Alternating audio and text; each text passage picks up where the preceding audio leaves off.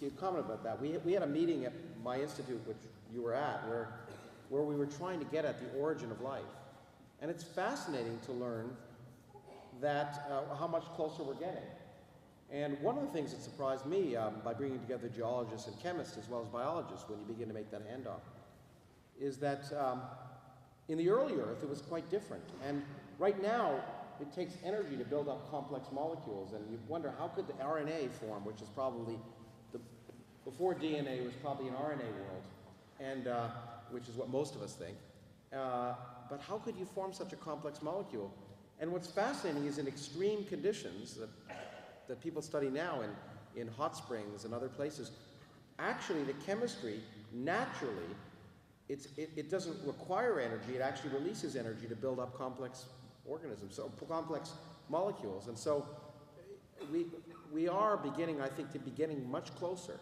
I don't know if you think we'll get to the beginning in your lifetime or my lifetime. Well, it's an exciting thought, and I'm pretty hopeful that we might. You'll never be able to prove it for certain, I suspect, but to come up with a plausible theory that people say, oh, of course, that's so elegant and so simple. Either it's true or it blooming well ought to be true. I mean, that it could. I think you've hit the key point. It's plausibility. You know, I've sort of jumped to my own field a little bit. I was kind of amazed when so I wrote a book about how the whole, I mean, we talk about complex things like life arising from simple or non-life. It is amazing and fascinating to me, and we're celebrating that the laws of physics as we now understand them, including recent discoveries that have taken place in the last 40 years, some of which have been made here, in fact, have given us a plausible story to answer a question that's amazing, which is how can something arise from nothing? How can a complex universe arise from a universe in which there was nothing, no particles, or maybe not even any space?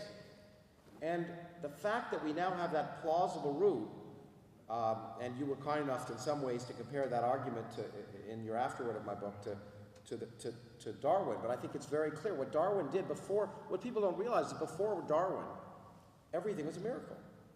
Life was, everything looked like it was designed, and this illusion of design permeates the universe. But once he gave this simple, elegant idea, it became plausible, even though he didn't know about DNA or the mechanisms, but it became so plausible and you could make, and predictive, that you could make progress.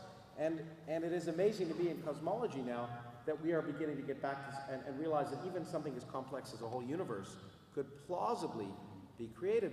But that's all we ever claim, and yet whenever we claim that, we're called strident. Yes. Do you notice that? Yes, I do. I mean, it came up in the Q&A debate last week. Indeed, exactly a week ago, wasn't it? Yes. I tried to very briefly expound Lawrence's thesis that you could get something from literally nothing. The audience just laughed. I mean, it was obviously to them absurd. How could you possibly get something from nothing? It does violate common sense. But as I said earlier this evening, you can't go by common sense. If we could do things by common sense, we wouldn't need physicists. I mean, yeah, we're experts in not having common sense. But it is true.